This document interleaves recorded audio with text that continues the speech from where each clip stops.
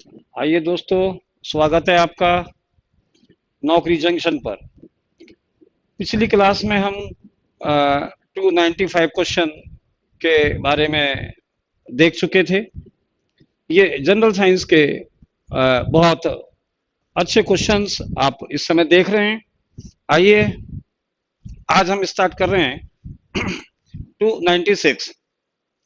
देखिए दोस्तों, क्वेश्चन आपके सामने है। 15 फरवरी 2017 को भारत ने एक साथ कितने उपग्रह अंतरिक्ष में भेजकर विश्व रिकॉर्ड बनाया था? आपको याद होगा, भारत ने 15 फरवरी 2017 को एक साथ श्रीहरिकोटा से 104 उपग्रह एक साथ अंतरिक्ष में भेजे थे, जो दुनिया का विश्व रिकॉर्ड है। और मैं समझता हूं अभी तक ये रिकॉर्ड हमारा कायम है। 104 उपग्रह दुनिया का विश्व रिकॉर्ड भारत के नाम। आंसर लगाया जाए करेक्ट सी। वेलकम सभी दोस्तों का, बहुत बहुत वेलकम। आइए ऋषिकेश, राम बाबू, विक्की, शुभम, योगी, ओके, नवीन, राजेश जी, वेलकम, सभी का वेलकम। तो भारत ने 15 फरवरी 2017 को 104 उपग्रह भेजकर विश्व रिकॉर्ड बनाया था। Okay, thank you. आइए दोस्तों, नेक्स्ट क्वेश्चन देखें आप। आपके सामने है eye in the sky. Eye in the sky किस उपग्रह को कहा जाता है? आप इसकी हिंदी समझ पा रहे हैं? आई इन द स्काई यानी अंतरिक्ष में या आकाश में आंखें। आपको मालूम है जो उपग्रह आपको दिए गए हैं। करेक्ट आंसर लगाइए आप लोग, बिल्कुल सभी को, सभी का बहुत बहुत वेलकम दोस्तों। बिल्कुल सबको hello, hi, welcome. I in the sky किस उपग्रह को कहा जाता है? ऑप्शन दिए गए ये कल्पना, मेटसेट, चंद्रयान, कार्टोसैट। आप भी जानते हैं कल्पना जो हमारा उपग्रह है वो मौसम के लिए समर्पित है। मेटसेट आपको मालूम है जलवायु के लिए समर्पित है। चंद्रयान चंद्रमा के लिए है। तो जो करेक्ट आंसर होगा, वेरी गुड, लगा दिया आपने आंसर। ओहो लोकेश, मेटसेट नहीं होगा भाई, कार्टोसैट। कार्टोग्राफी आपने पढ़ा है ना, कार्टोग्राफी नक्शे का अध्ययन। तो ये ऊपर से अध्ययन कर लेता है पूरा, कार्टोसैट। ओके, थैंक यू दोस्तों। क्वेश्चन नंबर 298 पर आइए अब आप। 298, मंगल ग्रह पर अपने प्रथम प्रयास में पहुंचने वाला दुनिया का पहला देश कौन सा है? आप देखें ऐसा कौन सा देश है जो पहले प्रयास में मंगल ग्रह पर पहुंच गया। आप ऑप्शन है आपके सामने, रूस, अमेरिका, चीन, भारत। आप जानते हैं दोस्तों चीन तो अभी पहुंचा ही नहीं है मंगल ग्रह पर। रूस, अमेरिका, भारत, ये तीनों पहुंचे हैं। और आपको ये जानकर वेरी गुड, बहुत अच्छे आंसर आप लगा पा रहे हैं, मैं देख रहा हूं। आपको मालूम होगा भारत दुनिया का पहला देश है, भारत जो पहले प्रयास में सफलतापूर्वक अंतरिक्ष में पहुंचा। भारत, इसके लिए आप सभी को बहुत बहुत बधाई, क्योंकि आप जैसे पढ़ने वाले बच्चे इसरो को मजबूत बनाते हैं। ओके दोस्तों, थैंक यू। डी भारत। और ये भी जान लेना आप, भारत का मंगलयान दुनिया का सब में सस्ता मंगल मिशन है। ओके अमृतलाल। 299 आपके सामने स्क्रीन पर है। 299 आप देख रहे हैं। Y2K समस्या का संबंध किससे है? Y2K। Good evening Bachchu Singh, Arvind, Amritlal, Rambabu, सभी का स्वागत है। लव कुछ, कमलेश, विक्की डोर, वेलकम।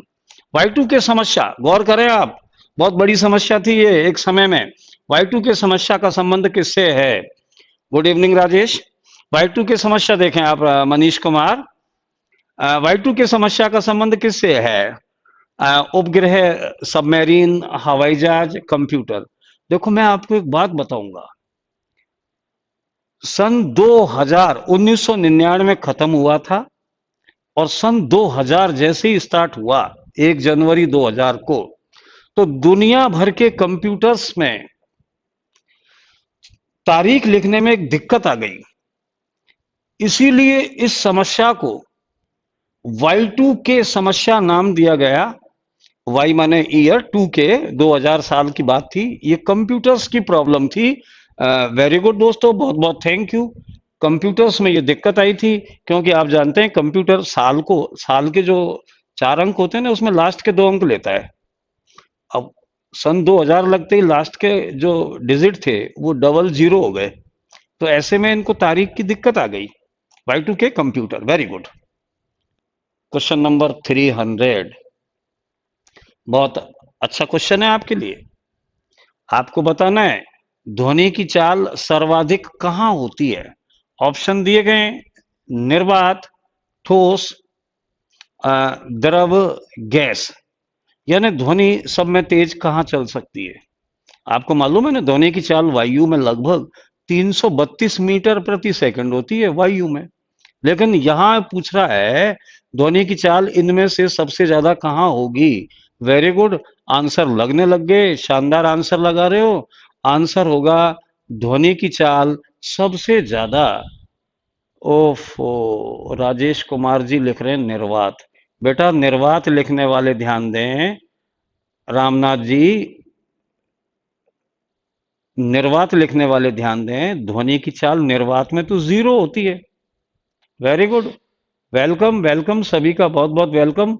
अच्छे आंसर लगाए आपने, मैं देख रहा हूं। नवीन, अखिलेश, जितेंद्र, राजेश, सभी को थैंक यू। आंसर लगाया जाए ठोस। ठोस माध्यम में ध्वनि की चाल सर्वाधिक होती है। Okay, thank you. Question number 301 आपके सामने है। प्रकाश की चाल सर्वाधिक कहां होती है। ध्वनि की चाल का अपोजिट होना है बिल्कुल। प्रकाश की चाल सर्वाधिक कम होती है, आपने पढ़ रखा है। प्रकाश की चाल 3 × 10⁸ मीटर प्रति सेकंड होती है। और प्रकाश की ये चाल रोमर ने ज्ञात की थी। अब पूछ रहा है प्रकाश की चाल सर्वाधिक कहां होती है, तो आप जानते हैं प्रकाश की चाल सर्वाधिक निर्वात में होती है, वैक्यूम, निर्वात। आंसर लगाया जाए निर्वात। वहां किसी भी तरह का कोई अवरोध नहीं होता है, इसलिए प्रकाश बिल्कुल मैक्सिमम स्पीड से आता है निर्वात में होके। क्वेश्चन नंबर, सभी को बहुत बहुत थैंक यू। आपके प्रयास बहुत अच्छे हैं, इसके लिए बहुत बहुत धन्यवाद आपको जी। आप आंसर भी बहुत अच्छे लगाते हैं, शानदार। ऐसे ही आप तैयारी करते रहें। अगर आप इन क्वेश्चनों को कर पा रहे हैं तो ध्यान रखना, जनरल साइंस के जब क्वेश्चन एग्जाम में दिखेंगे तो आपको कोई दिक्कत ही नहीं आएगी। वेरी गुड, कतई प्रॉब्लम ही नहीं होगी। वेरी गुड बच्चों सिंह। अब क्वेश्चन नंबर 302 देख रहे हैं आप। वह रोग जिसका WHO के द्वारा उन्मूलन कर दिया गया है।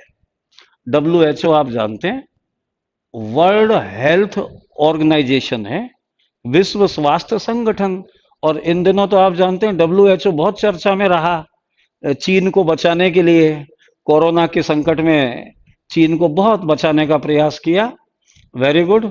तो मैं समझता हूं आप ऑप्शन देख रहे हैं यहां पर, खसरा, नारू, पोलियो, स्मॉल पॉक्स। देखो एक चीज जान लीजिए,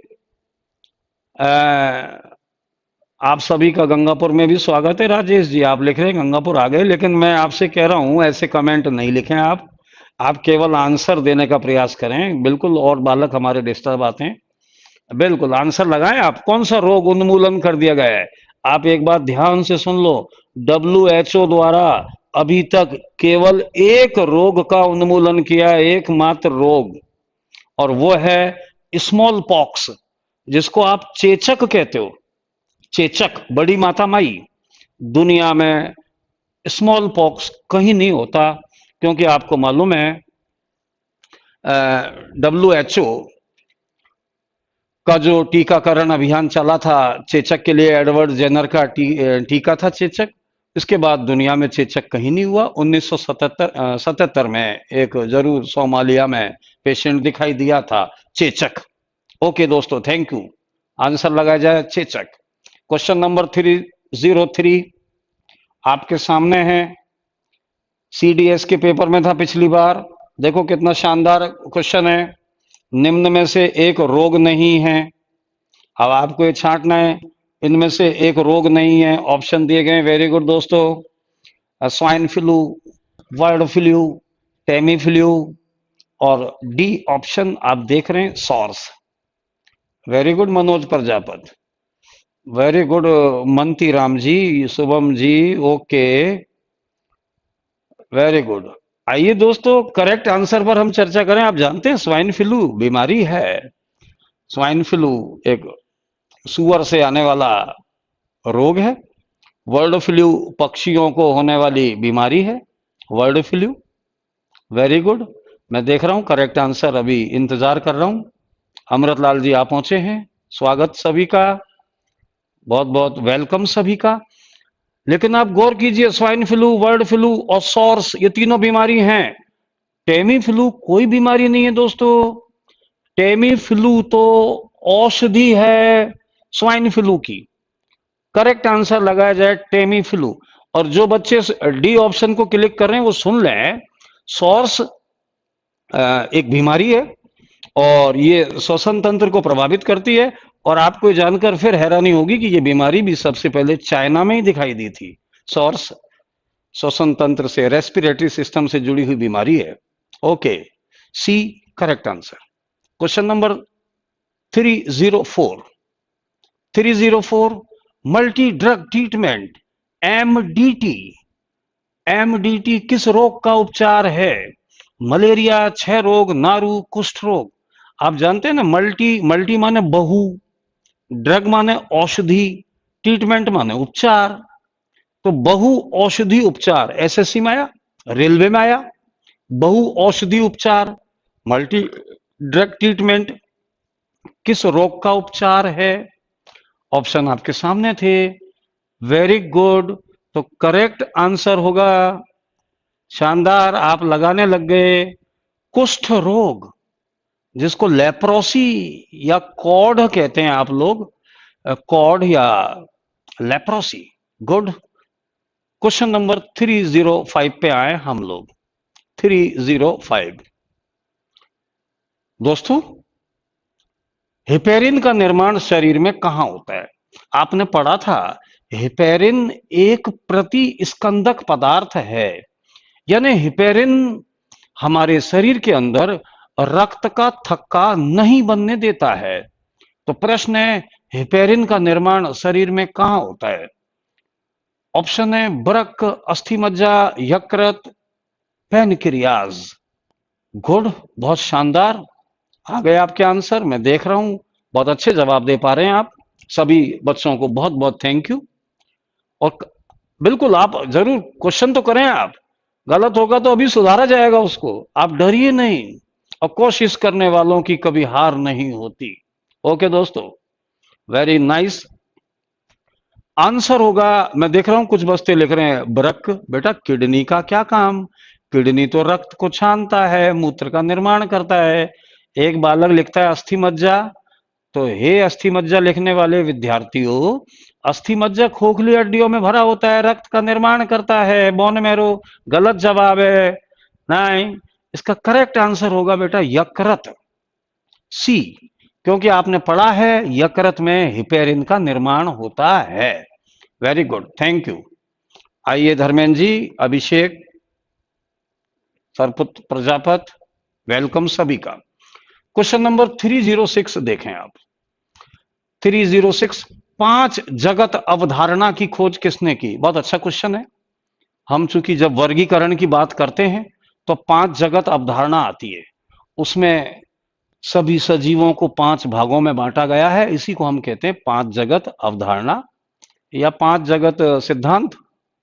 जी, अब ऑप्शन दिए गए, लीनियस, बीजमैन, हक्सले, वीटेकर। आप सब ध्यान से सुन लें।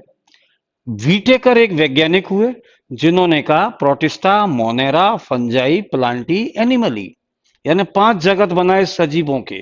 तो करेक्ट आंसर होगा 306 का। वेरी गुड, लगा दिया आपने आंसर, शाबाश। वीजमैन, ओके, डी आंसर लगाया जाए, डी, वीजमैन। क्वेश्चन नंबर 307 पे आए हम लोग। 307 बहुत इजी है आपके लिए, वेरी सिंपल, और रेलवे में बहुत ज्यादा बार देखा गया। परमाणु में उपस्थित प्रोटॉन की संख्या को क्या कहते हैं? किसी भी परमाणु में जो प्रोटॉन की संख्या है वो क्या कहलाती है? ऑप्शन दिए गए बेटा, द्रव्यमान संख्या, परमाणु क्रमांक, क्वांटम संख्या, इनमें से कोई नहीं। तो आप जानते हैं ना, किसी भी परमाणु में जितना प्रोटॉन होता है उसी को हम कहते हैं परमाणु क्रमांक, एटॉमिक नंबर, परमाणु क्रमांक। तो ओके, करेक्ट आंसर होगा परमाणु क्रमांक। और यह भी ध्यान रखिए, जितना प्रोटॉन होगा उतना ही इलेक्ट्रॉन होगा। Welcome Tej Singh, welcome Jitendra, Arvind okay, Mohammad Aslam okay, welcome. आइए दोस्तों, क्वेश्चन नंबर 308 पर चलें। Very good Mohammad Parvez Aslam. Question number 308, आपको जस्ट वेट करना पड़ेगा, हमारा लाइट का सिस्टम एकदम डिस्टर्ब हुआ है, जस्ट वेट कीजिए। ओके, लाइट स्टार्ट कीजिए। यस दोस्तों, लगाइए आंसर, तब तक आप, हमारी लाइट सिस्टम चालू किया जा रहा है। ओके, खाना खाइए। Very good Mohammad Parvez, answer लगाइए 308। विश्व प्रसिद्ध खेतड़ी माइंस, आप जानते हैं ना खेतड़ी माइंस, जो राजस्थान के झुंझुनू में है, राजस्थान के झुंझुनू में। तो आइए, खेतड़ी माइंस किसके लिए प्रसिद्ध है, यानी वहां खेतड़ी में कौन सा मेटल प्राप्त किया जा रहा है? तो करेक्ट आंसर आप लगा पाए हैं। वेरी गुड, मैं देख रहा हूं लगा दिया आपने आंसर और लिख भी दिया कॉपर कॉपर कॉपर, गुड। तब तक हमारा सेट स्टार्ट हो रहा है। बिल्कुल आपका आंसर यही होगा, तांबा। और आप तो जानते हैं, इसीलिए तो जो झुंझुनू है उसको कॉपर डिस्ट्रिक्ट के नाम से भी जाना जाता है, कॉपर डिस्ट्रिक्ट। सेट स्टार्ट किया जा रहा है। ओके, क्वेश्चन नंबर 308 को हम टच करें। 308 तांबा, वेरी गुड, शानदार आंसर तांबा। और ये ध्यान रखिए जी, हो गया तांबा, वेरी गुड। सेट चालू है, 309 को भेजा जाए।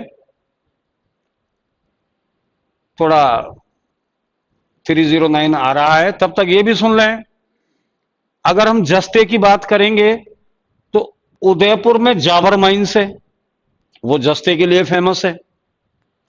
अगर आप थोरियम की बात करोगे, थोड़ा वेट करना पड़ेगा आपको, सिस्टम में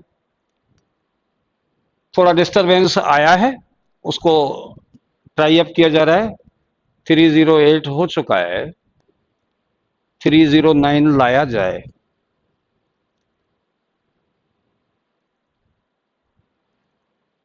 दोस्तों, हमारा टेक्निकल डिपार्टमेंट बिल्कुल आपकी सेवा में तैयार है, लेकिन थोड़ा डिस्टरबेंस ज्यादा आया है लाइट से। 309, पहले इसका आंसर लगना चाहिए 308 पर तांबा। ओके, 309 लाया जाए। आप वेट करें दोस्तों, तब तक मैं थोरियम की चर्चा कर रहा था आपसे। देखिए, थोरियम भी रेडियो एक्टिव पदार्थ है, और आप ये जान लें कि दुनिया का सबसे बड़ा थोरियम उत्पादक भारत ही है। भारत दुनिया में थोरियम का सबसे बड़ा उत्पादक है। और भारत में थोरियम कहां मिलता है, तो आप लोग जानते हैं, जो केरल में हमारा साइलेंट वैली एरिया है, या मैं यूं कहूं केरल के समुद्री तटों पर थोरियम के भंडार हैं। वेरी गुड, सभी का स्वागत है। आप लोग आ चुके हैं, हमारा सिस्टम भी शायद एक्टिव हो चुका है। अगर आपको क्वेश्चन दिखाई दे रहा है तो आप एक बार यस जरूर लिखें। आइए दोस्तों, आंसर लगाया जाए, यस लिख के बताएं कि आंसर आ चुका है। स्क्रीन पर आपको क्वेश्चन दिख रहा है तो आप लगाइएगा तांबा।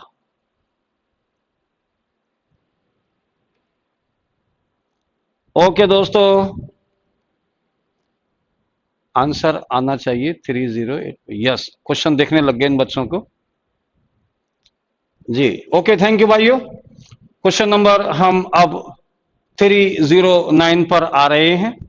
आइए 309, आइए 309 आपके सामने आ चुका है। रबर क्या है? आप जानते हैं रबर पेड़ों से प्राप्त होता है। ओके दोस्तों, यस हो गया है, बिल्कुल, थैंक यू। रबर पेड़ों से प्राप्त होता है। रबर के पेड़ होते हैं, उनसे लेटेक्स प्राप्त करते हैं, दूध जैसा पदार्थ लेटेक्स या क्षीर प्राप्त करते हैं। मैं समझता हूं भैया रबर से प्रश्न है रबर क्या है, तो यहां करेक्ट आंसर होगा दोस्तों आइसोप्रीन का बहुलक। Very good. रबर किसका बहुलक है? तो आपका जवाब होगा आइसोप्रीन का बहुलक। और यह भी ध्यान रखिए जी। क्वेश्चन नंबर 3010, आइए, निम्न में से सर्वाधिक प्रत्यास्थता किसकी होती है? 3010 आंसर लगाएं दोस्तों। निम्न में से सर्वाधिक प्रत्यास्था किसकी होती है? ऑप्शन दिए गए रबर, सोना, स्टील, टंगस्टन। आपको मालूम है प्रत्यास्था की बात चल रही है, खींचने पर खींचेगा, छोड़ने पर वापस नॉर्मल हो जाएगा। सबसे ज्यादा इलेक्ट्रिसिटी की कैपेसिटी किसमें होती है? तो करेक्ट आंसर होगा, गुड दोस्तों, आंसर लगाएं 310 पर। Very good, steel. स्टील या इस्पात, इसीलिए तो आप जानते हैं स्प्रिंग बनाने में स्टील का उपयोग किया जाता है। Very good. क्वेश्चन नंबर 311, बहुत अच्छा क्वेश्चन है आपके लिए। बहुत ज्यादा बार कई जगह डिफरेंट डिफरेंट एग्जाम्स में दिखा है। निम्न में से एक विस्फोटक है, यानी आपको एक्सप्लोसिव मैटर को यहां देखना है कि इनमें से विस्फोटक कौन है। ऑप्शन दिए गए, ए टोल्यूइन, बी कार्बेमाइड, सी फिनाइल और डी उक्त सभी। इनमें विस्फोटक कौन सा है? लगाइए करेक्ट आंसर दोस्तों। एक ही विस्फोटक है और मैं समझता हूं आप पहुंच रहे होंगे। नहीं, कार्बेमाइड नहीं लगा सकते आप। जो भी बच्चे कार्बेमाइड लगा रहे हैं वो ध्यान दें, कार्बेमाइड तो यूरिया होता है बेटा, यूरिया, दिस इज ए उर्वरक। करेक्ट आंसर है टोल्यूइन। टोल्यूइन आप जानते हैं, टीएनटी का नाम सुना है, ट्राई नाइट्रोटोल्यूइन।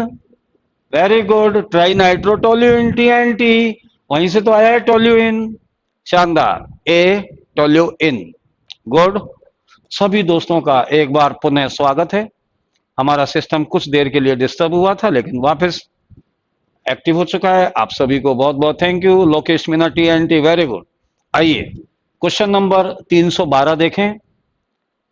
शैवाल के अध्ययन का विज्ञान क्या कहलाता है? शैवाल एल्गी, जो आप पानी में देखते हो, हरे रंग की होती है, अपना भोजन स्वयं बनाते हैं। शैवाल आपके लिए तो बहुत काम के भी हैं। आप जानते हैं ना, धरती पर सबसे ज्यादा भोजन का निर्माण शैवाल करते हैं। Very good. और सबसे ज्यादा ऑक्सीजन धरती पर कौन से पौधे छोड़ते हैं? तो भी शैवाल बोलेंगे आप लोग। शानदार, आंसर लगा दिया 312 जी। शैवाल के अध्ययन का विज्ञान कहलाता है दोस्तों फाइकोलॉजी। ए करेक्ट आंसर लगाया जाए, ए फाइकोलॉजी। वेरी गुड, बहुत अच्छा अभिषेक मीना। माइकोलॉजी कवक के अध्ययन का विज्ञान होता है बेटा। आइए क्वेश्चन नंबर, हम इस समय आ गए हैं 313 पर। आपके सामने मौजूद है, ऐसे सूक्ष्म जीव जो मृदा को उपजाऊ बनाते हैं उन्हें क्या कहते हैं? ऐसे सूक्ष्म जीव जो मृदा को उपजाऊ बनाते हैं उन्हें क्या कहते हैं? Question number 313।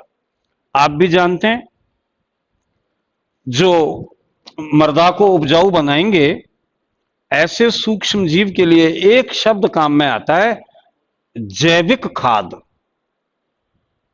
या इंग्लिश में बोलें तो बायो फर्टिलाइजर। तो करेक्ट आंसर होगा बेटा 313 में बायो फर्टिलाइजर। ओके दोस्तों, बायो फर्टिलाइजर सूक्ष्म जीव होते हैं जो मृदा को उपजाऊ बनाते हैं। थैंक यू, सभी का बहुत बहुत नौकरी जंक्शन पर स्वागत है। आइए दोस्तों, और मैं एक रिक्वेस्ट और करूंगा आप सभी से। मैं देख रहा हूं काफी बच्चे करंट इस समय हमें देख रहे हैं। मैं एक रिक्वेस्ट करूंगा, अपने दोस्तों को जरूर आप शेयर जरूर करें ये वीडियो अपने। ओके, आइए क्वेश्चन नंबर 314 पे आए हम लोग। रेस्पिरिन नामक औषधि किस पौधे से प्राप्त होती है? हम रेस्पिरिन की बात कर रहे हैं भाइयों। रेस्पिरिन जो औषधि है, जो खास करके ब्लड प्रेशर के रोगियों के लिए काम आती है, वो औषधि किस पौधे से प्राप्त होती है? ऑप्शन दिए गए, अर्जुन, अमलतास, सर्पगंधा, अश्वगंधा। आइए दोस्तों, इसका करेक्ट आंसर होगा सर्पेंटाइना। लेकिन चूंकि आप सर्पेंटाइना नहीं देख पा रहे, तो आपको दिख रहा है सर्पगंधा। Very good. अगर कोई सांप खा जाता है तो इसका बहुत अचूक उपयोग किया जा सकता है, सर्पगंधा। वेलकम गब्बर सिंह। सर्पगंधा आंसर लगाया जाए। ओके, क्वेश्चन नंबर 315 एसएससी में था, आपको आना चाहिए। देखो क्या कह रहा है, एक साथ एक खेत में दो फसल उगाना क्या कहलाता है? ऑप्शन बहुत अच्छे हैं आपके सामने। एक साथ एक खेत में दो फसल, एक खेत में दो फसल, एक साथ दो फसल बोनी है हमको, तो ऑप्शन दे रखा है वो मिश्रित कृषि, मिश्रित फसल, सी ऑप्शन देख रहे हैं उक्त दोनों, और डी आप देख पा रहे हैं मोनोकल्चर। मोनोकल्चर, ये क्वेश्चन नंबर 315 पर हैं हम। आइए दोस्तों, इसका करेक्ट आंसर आप लगाइए। लेकिन वेरी थोड़ा मुझे टेंशन हो रही है, बहुत ज्यादा बच्चे सी आंसर क्लिक कर रहे हैं। नहीं दोस्तों, आपको मालूम है मिश्रित फसल और मिश्रित कृषि में अंतर है। जब एक साथ दो फसल उगाई जाती है तो इसे हम कहते हैं मिश्रित फसल। वेरी गुड, मिश्रित फसल। और जब खेती के साथ साथ हम खेती पर आधारित कोई उद्योग करते हैं, तब उसे कहते हैं मिश्रित कृषि। तो यहां करेक्ट आंसर होगा बी, मिश्रित फसल। शानदार, वेरी गुड, अब लग गए आपके आंसर। एक हल्का सा हिंट चाहिए आपको, वैसे तो आप शेर हो। शानदार, बिल्कुल गरज रहे हो। गुड। नेक्स्ट क्वेश्चन देखें, 316। किसी भी खाद्य श्रृंखला का प्रारंभ कहां से होता है? आप जानते हैं ना दोस्तों, भोजन के लिए जंतुओं की जो एक श्रृंखला बनती है, सजीवों की एक श्रृंखला बनती है, उसे आप कहते हैं खाद्य श्रृंखला। क्वेश्चन है, किसी भी खाद्य श्रृंखला का श्री गणेश कहां से होता है? ऑप्शन दिए गए 316 के ऑप्शन देखें आप। अपघटक, उत्पादक, प्राथमिक उपभोक्ता, उक्त सभी। मैं समझता हूं आपको मालूम है खाद्य श्रृंखला सोनू मीना कहां से शुरू होती है, तो आप देख पा रहे हैं, आंसर लगाएं। वेरी गुड, लगा दिए बहुत सारे बच्चों ने जी। कोई भी खाद्य श्रृंखला, कोई भी, कहीं भी, ऑस्ट्रेलिया हो चाहे अमेरिका हो, चाहे गंगापुर हो चाहे सपोटरा हो चाहे दिल्ली हो बंबई हो, शुरू होगी उत्पादक से, पौधों से। वेरी गुड, उत्पादक, क्योंकि आप जानते हैं उत्पादक ही तो भोजन का उत्पादन करते हैं। शेष जंतु तो भोजन के लिए उन पर निर्भर रहते हैं। आइए राजेश जी, क्वेश्चन नंबर 317 देखें आप। आंसर नहीं लगा पा रहे, वेरी गुड रामकेश, आंसर लगाएं अब 3117 का। जी दोस्तों, बेवर किसका मात्रक है? बेवर, आप जानते हैं ना बेवर, आपने पढ़ा होगा। जब हम चुंबक की बात करते हैं, चुंबकीय फ्लक्स की बात करते हैं, तब बेवर आ जाता है। तो चुंबकीय फ्लक्स का मात्रक है बेवर। तो 317 का आंसर होगा करेक्ट आंसर सी। ओके दोस्तों, नौकरी जंक्शन पर आप सभी का वेलकम। हाँ, अब आप देखिए, ये क्वेश्चन आपके लेवल का है। 3118 क्वेश्चन नंबर 3118 आपके सामने है। बल का मात्रक बताइए। आप देखें बल का मात्रक, आपने बल के बहुत सारे मात्रक पढ़े, न्यूटन है, डाइन है, पाउंडल है, ये सब बल के मात्रक थे। लेकिन अब आपको आना है इन ऑप्शनों पर। छांटिए बल का मात्रक, लगाइए 3/118 का आंसर।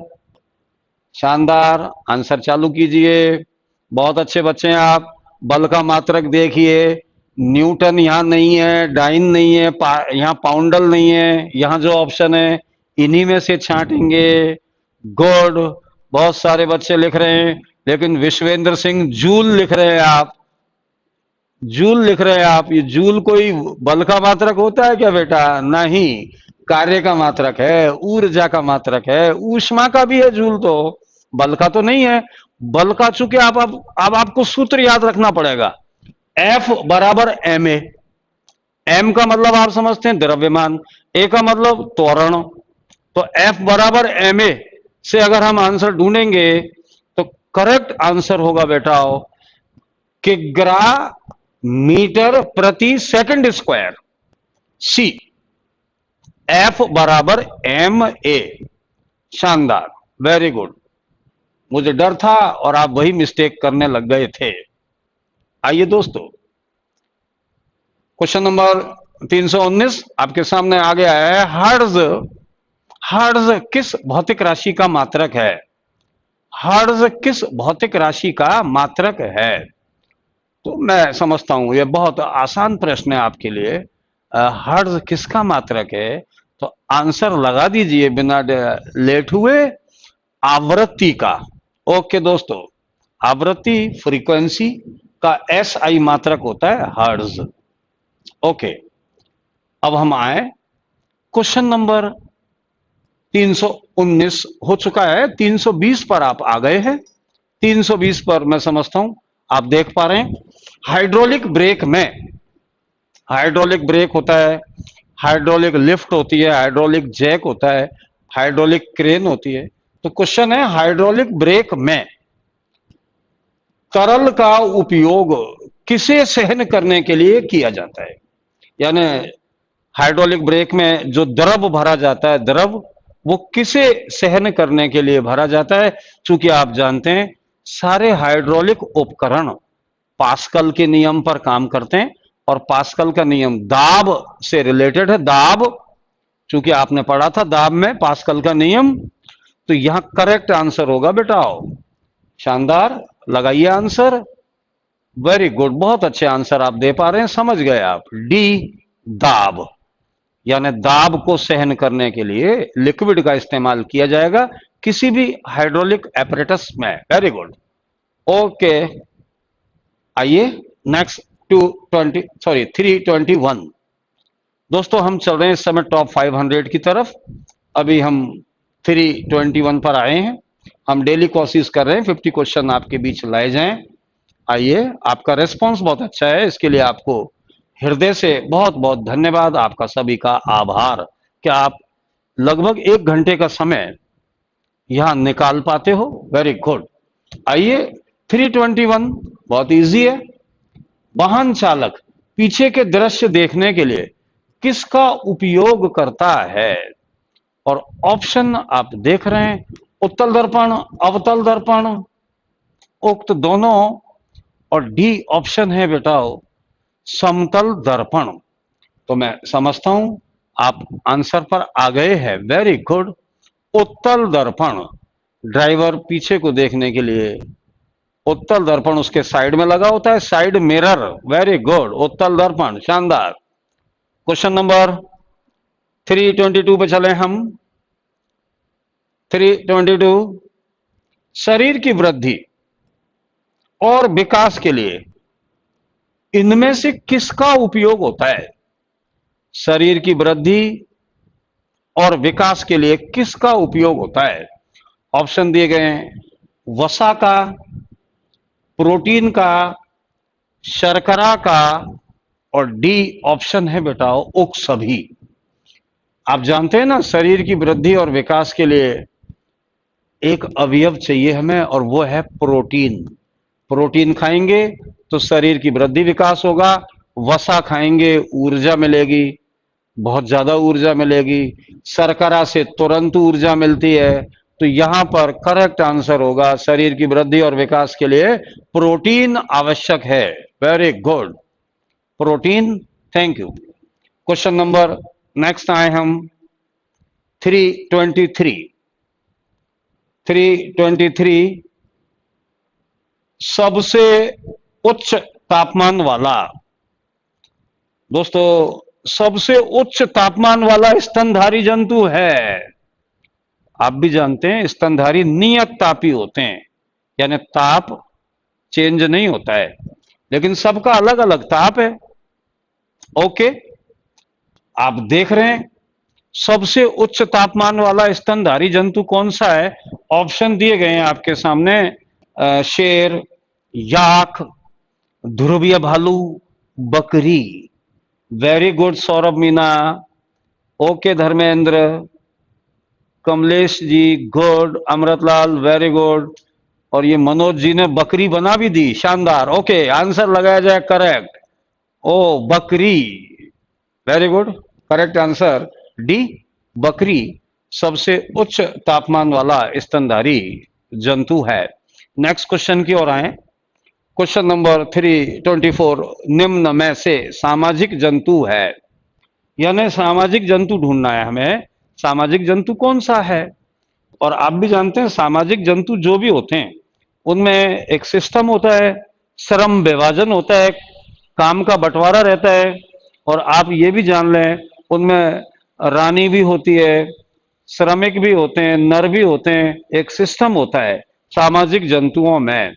और मैं समझता हूं अब क्वेश्चन आपके सामने मौजूद है, निम्न में से सामाजिक जंतु कौन सा है? तो आप सब समझ पा रहे हैं कि यहां चींटी में भी सामाजिकता होती है, दीमक में भी है, मधुमक्खी में भी है। तो करेक्ट आंसर होगा सोनू मीना, करेक्ट आंसर होगा उक्त सभी। वेरी गुड दोस्तों, शानदार आंसर। लेट भेजते हो आप लोग, वेरी गुड, वैसे ऑफ। ओके, वेलकम सभी का, बहुत बहुत वेलकम। क्वेश्चन नंबर 325 पे आए, थोड़ा स्पीड बढ़ाएं, टाइम बढ़ रहा है, आगे क्लास चालू होंगी जी। निम्न में से आप देखिए किसका रक्त हीमोसाइनिन के कारण नीला होता है? इनमें से आप देख के बताएंगे किस जंतु का रक्त हीमोसाइनिन के कारण नीला है। और आपने पढ़ रखा है दोस्तों, वेरी गुड, मोलास्का के जो भी जंतु हैं, मोलास्का के, उनके रक्त में तांबा या हीमोसाइनिन पाया जाता है। और यहां पर एक ऑप्शन दिख रहा है आपको, D, octopus. Very good, correct answer लगाया जाए ऑक्टोपस। ऑक्टोपस का रक्त नीला होता है, 8 भुजा वाला जंतु है। ओके, थैंक यू दोस्तों। क्वेश्चन नंबर 326 पे आए आप। लॉकजा किस रोग को कहा जाता है? लॉकजा किस बीमारी का नाम है? हमें देखना है यहां पर लॉकजा, और ऑप्शन आपके सामने आ गए हैं, diphtheria, tetanus, typhoid and cancer. इनमें से लॉकजा, लॉकजा आप समझ पा रहे होंगे दोस्तों, लॉकजा का मतलब है जबड़ा बंद हो गया, यानी भिच्ची बंद गई, दांत बंद हो गए, एकदम मुंह बंद हो जाता है, एक खतरनाक स्थिति होती है लॉकजा। ये टिटनेस के अंदर होता है दोस्त। टिटनेस में पूरा शरीर ऐंठता है, मांसपेशियों में संकुचन आता है, जिससे पूरा शरीर धनुषाकार हो जाता है और जबड़ा बंद हो जाता है, व्यक्ति की मृत्यु हो सकती है। टिटनेस बहुत डेंजरियस प्रॉब्लम है। ओके सोनू, आंसर लगाया जाए tetanus. Very good Saurabh ji, विकास गुड, राम बाबू शानदार आंसर, शुभम, राजेश बहुत अच्छे आंसर दे रहे हैं आप, टिटनेस। सभी दोस्त बहुत अच्छा जवाब दे रहे हैं। Anuj Jhareda, very good, tetanus. Next question की ओर देखें हम। 327 वेरी इजी क्वेश्चन, बहुत सिंपल है आपके लिए। आपको केवल देखना है कि लाल चींटी किस अम्ल के लिए, आप देख पा रहे हैं उसमें कौन सा अम्ल मौजूद है। आप भी जानते हैं लाल चींटी खाती है या बिच्छू खाता है या मधुमक्खी खाती है, तो वो हमें एक ही एसिड देते हैं सभी। और आपको दिख रहा है, ये अलग बात है कि चींटी का इंजेक्शन, चींटी का डोज कम होता है, बिच्छू का डोज बहुत ज्यादा होता है।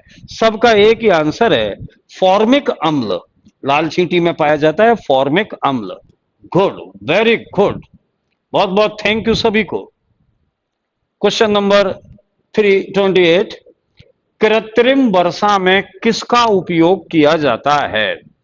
देखिए दोस्तों, कृत्रिम वर्षा, जब बादल हैं, बारिश नहीं हो रही, तो कृत्रिम वर्षा का सहारा भी लिया जा सकता है। और पिलोदा से जुड़ गए हमारे बीच में, नाम आने दो जी। आप देख रहे हैं कृत्रिम वर्षा में किसका उपयोग किया जाता है, तो मैं समझता हूं कृत्रिम वर्षा में, अवाना जी आंसर लगाए आप, कृत्रिम वर्षा में किसका उपयोग होता है? वेरी गुड, बहुत सारे बच्चे आंसर की तरफ पहुंचने लगे। करेक्ट आंसर लगाया जाए सिल्वर आयोडाइड। सिल्वर आयोडाइड का दोस्तों कृत्रिम वर्षा कराने में उपयोग किया जाता है। गुड, बहुत बहुत थैंक यू, शानदार आंसर आप सभी के दीजिए। लास्ट में ये गिनना आपने कितने कितने करेक्ट किए हैं। ओके, 329, नमस्ते भाई मानसिंह जी बघेल, नमस्ते, स्वागत है आपका। क्वेश्चन देखें आप, 329, वह गैस जिसका उपयोग बल्ब में किया जाता है, लगाइए आंसर, तुरंत लगाएं, बहुत सिंपल क्वेश्चन है। वह गैस जिसका उपयोग बल्ब में किया जाता है, आप देख पा रहे हैं, ऑप्शन है नाइट्रोजन, हनुमान जी आंसर लगाएं, नाइट्रोजन, आर्गन, सी उक्त दोनों, और डी फ्लोरीन। ओ, स्पीड बहुत है, नाम जाने की रुकते नहीं है दोस्तों, नाम आपके बहुत ही स्पीड से बातें हैं। एक नाम आ रहा है गब्बर सिंह, वेरी गुड, हाँ यस, आंसर सही लगा रहे हैं आप, वेरी गुड। जीतेश, वह गैस जिसका उपयोग बल्ब में किया जाता है, ऑप्शन आप देख रहे हैं नाइट्रोजन और आर्गन दोनों का उपयोग होता है दोस्तों, वेरी गुड। तो करेक्ट आंसर होगा सी, उक्त दोनों। सी, नाइट्रोजन का भी होता है, आर्गन का भी होता है, और कभी कभी निर्वात का भी होता है। ये आप ऑप्शन पे ध्यान रखें, निर्वात, vacuum. Very good. Question number 330 पे आप जाएं। 330, निम्न में से एक यौगिक है, आप जानते हैं यौगिक, यौगिक हम किसे कहते हैं भाइयों? वेरी गुड, यौगिक किसे कहते हैं? ऐसे पदार्थ जो दो या दो से अधिक तत्वों से मिलकर बने हो, यौगिक हैं। और यौगिक में अनुपात निश्चित होता है, ये आप देख लें। अब क्वेश्चन है, निम्न में से एक यौगिक है, 330, दारा सिंह जी, कमलेश आंसर सही लगाएं बेटा, बहुत अच्छे। ये जितेंद्र सिंह जी उदयपुर से, बिल्कुल बहुत अच्छे, आंसर लगाओ जितेंद्र, वेरी गुड, स्वागत है आपका उदयपुर से। मेवाड़ सिटी, महाराणा प्रताप की सिटी, लेक सिटी, झीलें भर गई होंगी आपकी पूरी, पिछौला, फतेह सागर, स्वरूप सागर। ओके, 330, निम्न में से एक यौगिक है, और मैं समझता हूं, मैं एक एक को बोल दूं आपके बीच में। सीसा यानी लेड, आप जानते हैं तत्व है। इस्पात या स्टील मिश्र धातु है। और इसके बाद आप देखेंगे सी, वायु, वायु आप जानते हैं विभिन्न गैसों का मिश्रण है। और मैं समझता हूं करेक्ट आंसर आप अब लगा चुके हैं, बिल्कुल करेक्ट आंसर आप लगा चुके हैं, जल, डी, स्वागत है। यस दोस्तों, क्वेश्चन नंबर 331, स्पीड बढ़ाइए दोस्तों, 331, निम्न में से सबसे कम क्रियाशील धातु है, निम्न में से सबसे कम क्रियाशील धातु। देखो, सबसे उच्च क्रियाशील धातु तो आपने पढ़ रखा था, पोटेशियम होता है, लेकिन यहां पूछ रहा है सबसे कम क्रियाशील धातु, और ऑप्शन दिए गए सोना, जस्ता, पोटेशियम और चांदी। आप भी जानते हैं सबसे कम क्रियाशील धातु है सोना, करेक्ट आंसर लगाया जाए सोना, क्योंकि आपने पढ़ा होगा सोना अगर 50,000 साल पुराना कहीं खजाना मिलता है तो चमकदार ही मिलता है सोना, क्योंकि वो क्रिया नहीं करता है वातावरण में किसी से भी। ओके, सबसे कम क्रियाशील धातु सोना। क्वेश्चन नंबर 332, स्पीड में बढ़िएगा। 332, वेरी गुड। 332, प्रत्यावर्ती धारा को दिष्ट धारा में बदलने वाला साधन है। आप भी जानते हैं, आपके घरों में प्रत्यावर्ती धारा आ रही है। प्रत्यावर्ती धारा को दिष्ट धारा में बदलने वाला साधन है। ऑप्शन दिए गए, filter, rectifier, condenser, transformer. Answer लगाएं बेटा, मनीष बघेल आंसर जरूर लगाएं। प्रत्यावर्ती धारा को दिष्ट धारा में बदलने वाला साधन है, तो करेक्ट आंसर होगा गुड। आपके आंसर आने लग गए अब, वेरी नाइस। ये ट्रांसफार्मर नहीं लिख सकते, ये कौन लिख रहा है? गलत बात। ट्रांसफार्मर तो बेटा प्रत्यावर्ती धारा की वोल्टता को बदलता है। रामकेश, ट्रांसफार्मर प्रत्यावर्ती धारा की वोल्टता को बदलता है। करेक्ट आंसर होगा बी, रेक्टिफायर। रेक्टिफायर, अगर डायोड भी मिल जाए तो उसको भी आप आंसर लगा सकते हैं। Very good. क्वेश्चन नंबर 333, आइए 333 पे हम पहुंचे हैं। तारों का रंग किसका सूचक है? तारों का रंग, देखो हम कृत्रिम बरसात की बात कर रहे थे और एक स्टूडेंट हमारा जैसलमेर से कमेंट भेज रहा है, तेज सिंह, बारिश आ रही है। वेरी गुड बेटा, रेगिस्तान में बारिश आ रही है, स्वागत करो। थार का मरुस्थल है आप, और आप उस मरुस्थल के सीने पर रहते हो। गुड। तारों का रंग, रात में आप जानते हैं कभी कभी हमें अलग अलग रंग के तारे दिखते हैं। गुड भाइयों, तो तारे जो दिखते हैं अलग अलग रंग के, वो किस बात का सूचक है? ऑप्शन है उनके तापमान का, उनके घनत्व का, उनके साइज का, उनकी पृथ्वी से दूरी का। तो दोस्तों करेक्ट आंसर होगा तारों का भिन्न भिन्न रंग उनके तापमान का सूचक है। टेम्परेचर, अलग अलग टेम्परेचर से अलग अलग रंग के तारे दिखाई देते हैं। Very good. 333 आंसर हुआ तापमान। क्वेश्चन नंबर 334, आइए ये क्वेश्चन मैं समझता हूं आपके लिए। 334 ये बहुत बहुत आसान है आपके लिए, और आप जैसे बच्चे जो आप आंसर दे रहे हैं, ये क्वेश्चन देख लिया आपने, बहुत इजी है। निम्न में से ध्वनि किस में से नहीं गुजर सकती? ओके लोकेश फ्रॉम अमावरा, देखिए निम्न में से ध्वनि किस में से नहीं गुजर सकती? लोकेश जवाब दें आप। ऑप्शन दिए गए हैं, ए केरोसिन, बी लोहे की छड़, सी कार्बन डाइऑक्साइड, डी वैक्यूम। दोस्तों आपने पढ़ा है ध्वनि ठोस, द्रव, गैस सभी माध्यम से निकलती है, लेकिन आपको मालूम है निर्वात में ध्वनि गमन नहीं कर सकती। तो दोस्तों आंसर होगा निर्वात, वैक्यूम, डी। और आप जानते हैं, क्लिक करो, आप जानते हैं यही कारण है कि चंद्रमा पर अगर बम विस्फोट भी किया जाए तो पास में खड़े व्यक्ति को उसकी आवाज सुनाई नहीं देगी, क्योंकि वहां निर्वात है, और जहां निर्वात है वहां ध्वनि नहीं जा सकती। Okay good, thank you, very nice answer आप सभी के, बहुत बहुत थैंक यू आप सभी को। लेकिन मैं देख रहा हूं बहुत से बालक बहुत लेट आंसर दे रहे हैं, ऐसा लग रहा है उनका नेटवर्क स्लो मोशन पर है। Very good Manish Baghel, Shubham ji, Rakesh ji, Bachchu Singh, good, Tulsi Ram, very good. Next question देखें अब। 335 हाइड्रोजन बम किस घटना पर आधारित है? करेक्ट आंसर लगाया जाए। आप जानते हैं हाइड्रोजन बम नाभिकीय संलयन पर आधारित है। वेरी गुड, नाभिकीय संलयन। और अभी तक किसी भी देश ने हाइड्रोजन बम का किसी भी देश के ऊपर उपयोग नहीं किया है, ध्यान रखिए कमलेश जी। हाइड्रोजन बम नाभिकीय संलयन। नेक्स्ट क्वेश्चन आप देख रहे हैं, बहुत अच्छा क्वेश्चन आ गया है आपके लिए। निम्न में से ऊष्मा का मात्रक नहीं है। एसएससी ने बार बार पूछा था, निम्न में ऊष्मा का मात्रक नहीं है, और ऑप्शन आपकी स्क्रीन पर आ गए हैं। वेरी गुड शुभम योगी।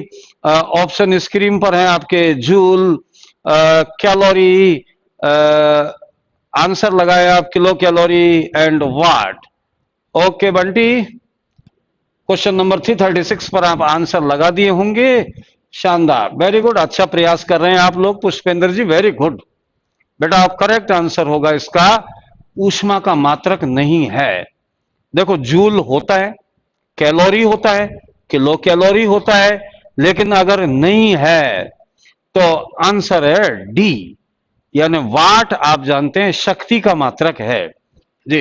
337, पादप वृद्धि के लिए या खेती के लिए, यूं समझ लीजिए आप, खेती के लिए सबसे अच्छी मृदा है।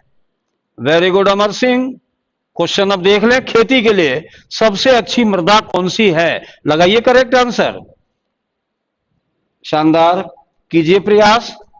Very good Vijay Narayan, very good Jitesh, Akhilesh, answer लगाएं। खेती के लिए सबसे अच्छी मिट्टी, दिनेश, गौरव, आंसर लगाओ बेटा, वेरी गुड, शानदार। सौरभ, अमृतलाल लगा दिया, राजेंद्र, धर्मेंद्र जी, करेक्ट आंसर लगाओ भाई।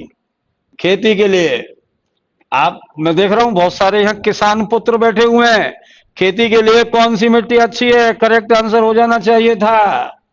शानदार, सभी ने लगा दिया दोमट मृदा, क्योंकि इसकी जल धारण क्षमता सबसे ज्यादा होती है। वेरी गुड, दोमट, दो तरह की मिट्टी है ये, बालू और चिकनी का मिश्रण है। Good, very good. Question number 338, 338 आपके सामने आ गया है। जल और वायु के द्वारा मृदा की हानि को क्या कहते हैं? जल और वायु द्वारा, आप जानते हैं ना, जब तेज पानी बहता है या तेज हवाएं चलती हैं तो मैं समझता हूं मृदा नष्ट होती है, मृदा एक स्थान से दूसरे स्थान पर चले जाती है। तो ऐसे में इस घटना को हम क्या कहते हैं? मृदा का नष्ट होना या एक स्थान से दूसरे स्थान पर जाना क्या कहलाता है? 338। ओके, करेक्ट आंसर होगा बेटा डी, मृदा अपर्दन। अपर्दन के कारण आप जानते हैं मृदा नष्ट होती है, एक स्थान से दूसरे स्थान पर जाती है। Okay, soil erosion. नेक्स्ट 339, 339, पादप जगत का उभयचर किसे कहा जाता है?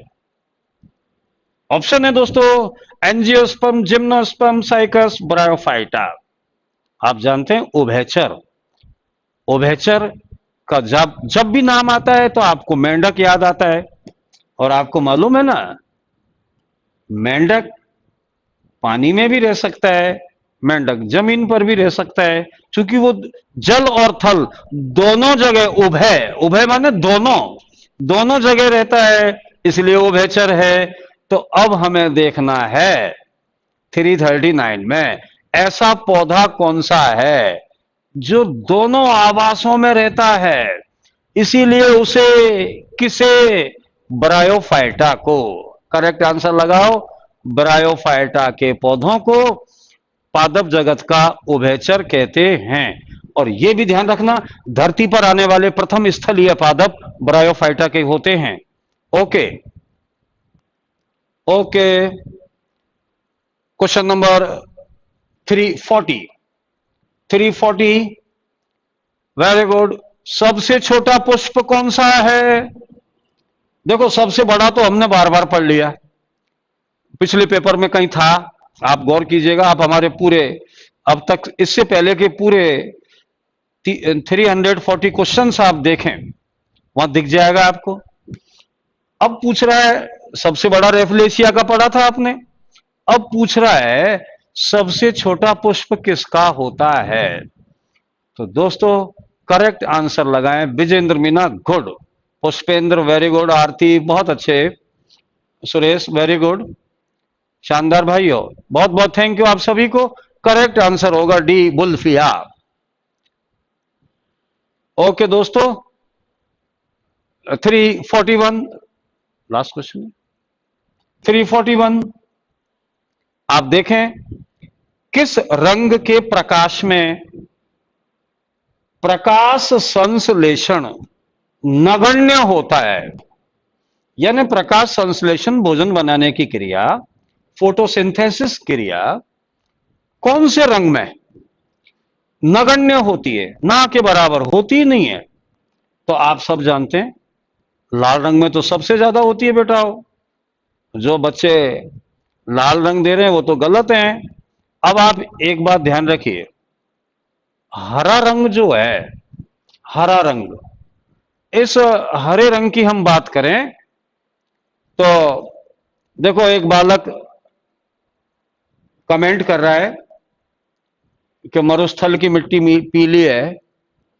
बेटा उसमें हुमस नहीं है, मिट्टी में हुमस मिलाइए। और मृदा का निर्माण आप और हम नहीं करते, मृदा का निर्माण तो हमारे यहाँ चट्टानों से होता है, चट्टानों के क्षय से। आइए, लाइकेन इस काम को करते हैं, तो अपने अपने गांव में लाइकेन्स मंगवाइए भाई। ओके गुड जी, हम 341 पर हैं, पहले हम इसका आंसर देख लें। Very good. ओके दोस्तों, सुने ना, आप नीला लिख रही हैं, नहीं बेटा, करेक्ट आंसर होगा, ओहो बच्चों सिंह, करेक्ट आंसर होगा हरा रंग। क्योंकि आप जानते हैं पत्तियां हरे रंग का परावर्तन कर देती हैं, इसीलिए पत्तियां हमें हरे रंग की दिखाई देती हैं। ध्यान से सुन लो, पत्ती पर 7 रंग का प्रकाश गिरा, प्रकाश के 7 रंग आपने पढ़े, तो जो हरा रंग है, हरा रंग उसका क्या है, पत्तियां रिफ्लेक्शन कर देती हैं, इसीलिए हरा रंग में रुका नहीं। तो बहुत कम, सबसे कम नगण्य प्रकाश संश्लेषण हरे रंग में ही होगा। और आरएएस में ये क्वेश्चन था, आप ध्यान से सुन लो, पत्ती हरी क्यों दिखाई देती है? जवाब यही था कि वो हरे रंग के 7 रंग का प्रकाश गिरा, 6 रंग पत्ती ने अवशोषित कर लिए और हरे रंग का परावर्तन कर दिया, इसलिए पत्ती हरी दिखाई देती है।